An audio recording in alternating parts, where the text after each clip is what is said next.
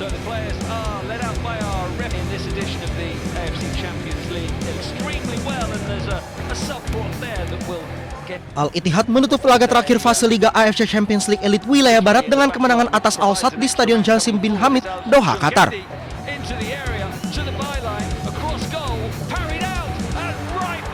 Al-Ittihad membuka keunggulan mereka lewat Husam Awar.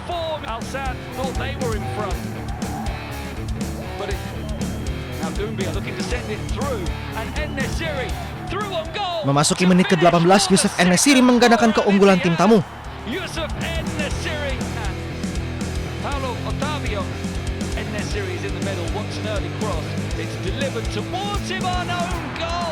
Derita Al-Sadd terus bertambah usai Pedro Miguel mencetak gol bunuh diri.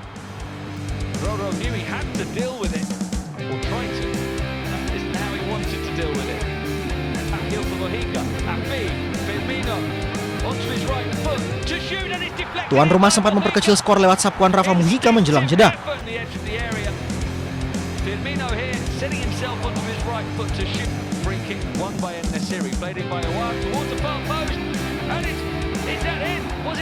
Tapi pada babak kedua, Al-Ittihad mampu mencetak gol lagi lewat Stefan Keller serta memastikan Al-Ittihad menang 4-1 atas Al-Sadd.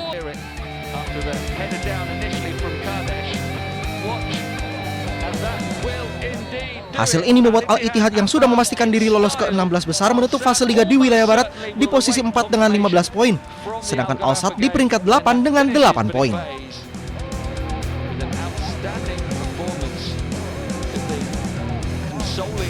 It's win or bust for Al Gharafa on the final match day in the league stage as they host already qualified Tractor who want to cement a top 3 finish. Al Gharafa menjamu wakil Iran Tractor di match day 8 AFC Champions League Elite Wilayah Barat di Rayyan, Qatar. Datang sebagai tamu, Tractor mampu mengendalikan permainan dengan penguasaan bola hingga 60%. Minim peluang bersih, kedua tim mandul gol di babak pertama. Bayram Vando can claim easily as the shot is sent straight down the center. Dominasi Tractor berlanjut di paruh kedua. Kebuntuan baru pecah pada menit 61 setelah Mehdi Hasim Nejat membuka keunggulan Tractor. It will come back across another shot. Abubakar gets it away and Hashim Nejat can coolly finish on the rebound. Pinballing around in there. 1-0 to Tractor and now an uphill in midfield. Tractor menggandakan keunggulan berkat gol Amir Husin pada menit 81. Skor 2-0 bertahan hingga laga usai. Takes his time and blasts into the top corner. Al Gharafa now staring down the barrel. Tambahan 3 poin, Tractor yang telah menyegel tiket ke fase gugur nangkring di peringkat 3 dengan 17 poin. Sementara Al Gharafa tercacat di peringkat 10 dengan 6 poin. It ends 2-0 to Tractor who finish in third. Al Gharafa crash out in a disappointing.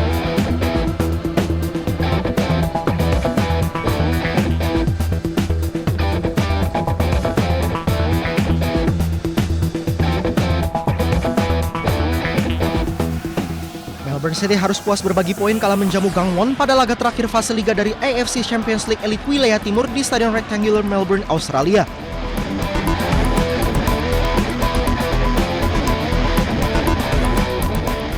Secara keseluruhan pertandingan berjalan ketat dan dominasi bola serta serangan kedua tim saling bersaing.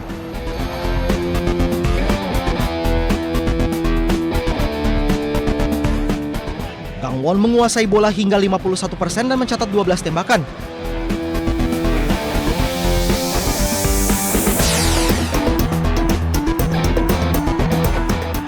Sedangkan Melbourne mencatat 49% penguasaan bola dan menciptakan 10 peluang.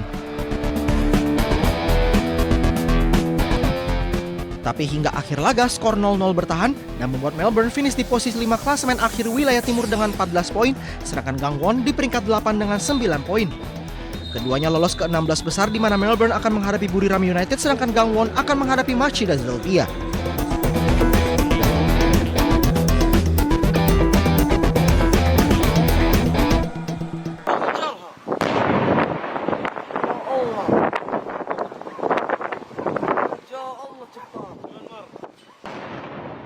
Tentara pendudukan Israel melancarkan serangan udara di kota Beit Umar, utara Hebron, tepi barat Palestina. Rekaman video memperlihatkan detik-detik rumah milik keluarga Walid Sabana di Beit Umar hancur setelah diledakkan oleh pasukan Israel.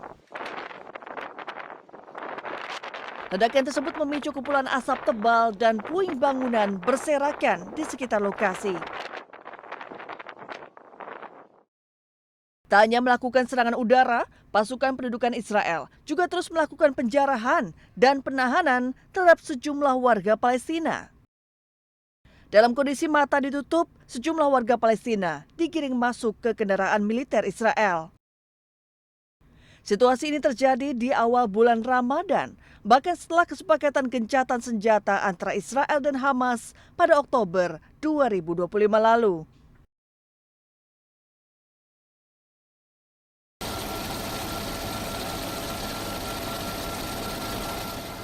Angkatan Laut Iran dan Rusia menggelar latihan gabungan di Laut Oman di tengah ancaman berkelanjutan dari Amerika Serikat tentang aksi militer terhadap Teheran. Kapal-kapal perang bermanuver di laut, serta sebuah helikopter yang menurunkan personel ke atas kapal selama latihan. Laksamana Buddha Hasan Maksoudulu, juru bicara latihan tersebut, mengatakan latihan ini bertujuan untuk meningkatkan keamanan dan interaksi maritim yang berkelanjutan.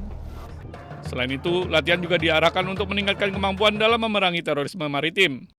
این رزمایش 3 مرحله داشت. ابتداً دریافت ناوگروه فدراسیون روسیه و پس از اون انجام نشست طراحی رزمایش بود با حضور نیروی دریایی ارتش جمهوری اسلامی ایران، نیروی دریایی سپاه پاسداران انقلاب اسلامی، نیروی هوایی الهی و نیروی دریایی فدراسیون روسیه. طراحی رزمایش انجام شد و از دیروز یگانهای سازمان رزم به مأموریت خودشون رفتن.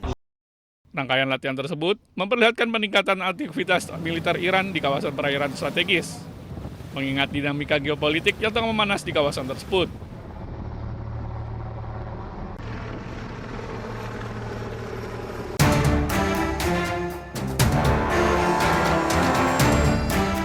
Aksi pembukaan nasional yang dilakukan Konfederasi Umum Buruh membuat transportasi di Buenos Aires lumpuh. Terlihat jalanan dan jalur yang kosong dengan sedikit mobil yang beredar. Pertokoan hingga kantor pemerintahan dan bank ditutup. Penghentian total juga terjadi pada layanan penerbangan di Bandara Internasional Ezeiza dan kereta bawah tanah yang dioperasikan Embova. Aksi mogok selama 24 jam ini sebagai bentuk penolakan terhadap reformasi perburuhan yang diusulkan oleh pemerintah Argentina.